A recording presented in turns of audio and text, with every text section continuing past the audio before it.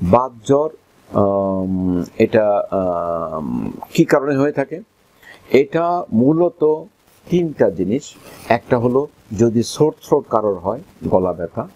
আরেক ধরনের ফিভার আছে স্কারলেট ফিভার।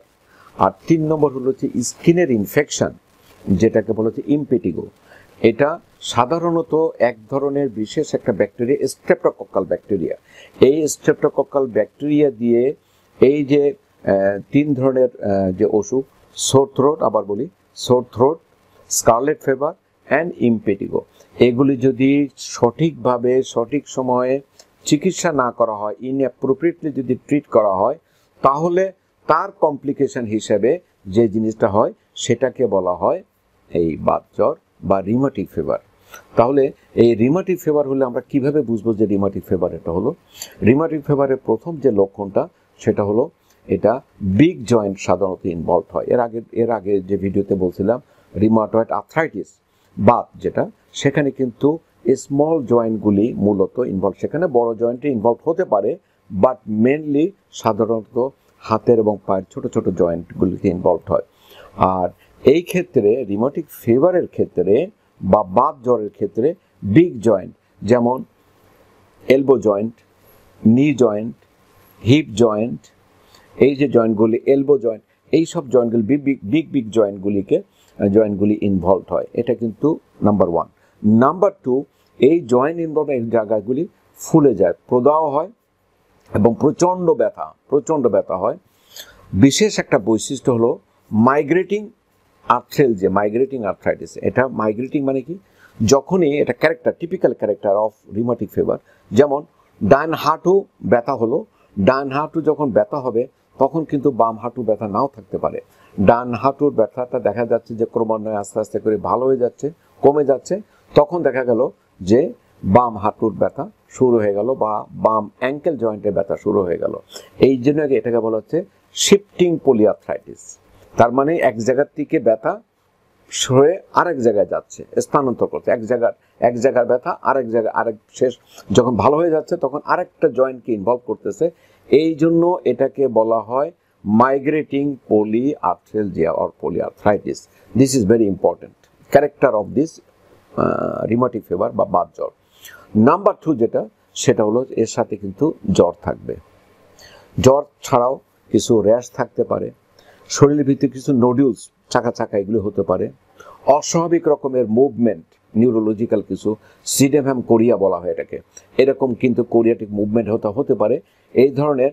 এই জন্য এটাকে আমাদের মেডিকেল সায়েন্সে ডায়াগনোসিস করার জন্য জোন্স ক্রাইটেরিয়া বলে একটা ক্রাইটেরিয়া আছে। ওই ক্রাইটেরিয়াতে আমরা ফেললে যদি ফুলফিল করে, তখনই আমরা বলতে পারবো যে এটা রিউমাটিক ফিভার বা বাত জ্বর। তাহলে বাত জ্বরের কী কারণে হয় আমরা আলোচনা করলাম এবং বাত জ্বরের লক্ষণগুলো আলোচনা করলাম। এখন আসা যাক, বাত জ্বর যদি এরকম লক্ষণ যদি ধরা পড়ে, তাহলে আপনারা কার কাছে যাবেন? প্রাথমিকভাবে আপনার প্রথমে একজন মেডিসিন ডাক্তার কাছে যাবে। মেডিসিন ডাক্তার পরীক্ষা নিরীক্ষা করে আপনাকে কিছু টেস্টের অ্যাডভাইস করবেন, এবং টেস্টের ক্ষেত্রে দেখা যাচ্ছে এএসও টাইটার এক ধরনের পরীক্ষা আছে, ওটা যদি হাই হয়ে যায় তাহলে it is going in favour of rheumatic fever. আরেকটা জিনিস এই প্রসঙ্গে বলে রাখা ভালো, এই যে পোস্ট স্ট্রেপ্টোকক্কাল মানে স্ট্রেপ্টোকক্কাল ইনফেকশনের পরে যে কমপ্লিকেশন, যার কারণে এই রিউমাটিক ফিভার বা বাত জ্বর হচ্ছে, এই বাত জ্বরের একটা বিশেষ একটা কমপ্লিকেশন সেটা হলো কিন্তু মারাত্মক, যেটাকে বলবো আসলে সেটা হলো হচ্ছে হার্টের ভালভকে ইনভলভ করে, যেটা রিউমাটিক ভালভুলার ডিজিজ বলা হয়। যদি আমরা ঠিক মতো ডায়াগনোসিস না করি, সঠিক সময় ডায়াগনোসিস না করি এবং চিকিৎসা না করি, তাহলে কিন্তু দুইটা ভাইটাল জিনিস আসলে কমপ্লিকেশন হতে পারে। 1 নম্বর হলো হার্টের ভালভ ইনভলভ হতে পারে, রিউমাটিক হার্ট ডিজিজ বা rheumatic valvular disease, this is number 1। Number 2, সেটা আরও মারাত্মক, সেটা হলো কিডনি ইনভলভ হতে পারে এবং সেটাকে বলা হচ্ছে অ্যাকিউট গ্লোমেরুলোনেফ্রাইটিস। তার মানে আপনারা দেখেন এটা, এই যে রিউমাটিক ফিভার এটা কতটুকু ভয়াবহ। এটা তার মানে কি সিম্পল, কিন্তু এই যে রিউমাটিক ফিভার বলেন বা রিউমাটিক ভালভুলার ডিজিজ বলেন বা অ্যাকিউট গ্লোমেরুলোনেফ্রাইটিস বা কিডনির, এই সবগুলি কিন্তু আসতেছে কিন্তু সিম্পল একটা টনসিল থেকে, একটা সোর থ্রোট, যেটা কারণ হলো স্ট্রেপ্টোকক্কাল ইনফেকশন। যদি সঠিক সময় যদি রোগটা যদি শনাক্ত হতো, ট্রিটমেন্ট যদি অ্যান্টিবায়োটিক ট্রিটমেন্ট, সিম্পল ট্রিটমেন্ট, একটা পেনিসিলিন ইনজেকশন বা পেনিসিলিন ট্যাবলেট দিয়ে একটা লম্বা কোর্স যদি কমপ্লিট করা হতো, তাহলে কিন্তু আজকে এই যে ফার্দার যে complication, rheumatic fever, rheumatic valvular disease, acute glomerulonephritis, এই ধরনের কমপ্লিকেশনগুলি হতো না, আমরা ইজিলি অ্যাভয়েড করতে পারতাম। সর্বশেষে যে কথাটা বলতে চাচ্ছি সেটা হলো, প্রাথমিকভাবে যদি কারোর জ্বর, গলা ব্যথা হয়, তাহলে কিন্তু আপনারা কাল বিলম্ব না করে একজন মেডিসিন চিকিৎসকের শরণাপন্ন হবে। মেডিসিন চিকিৎসক আপনাকে পরীক্ষা নিরীক্ষা করে আপনাকে সঠিকভাবে আপনাকে গাইড দিতে পারবে এবং আপনারা এই যে কমপ্লিকেশনগুলি থেকে আপনারা ইজিলি অ্যাভয়েড করতে পারবেন। আপনাদের সবাইকে ধন্যবাদ। Thank you so much.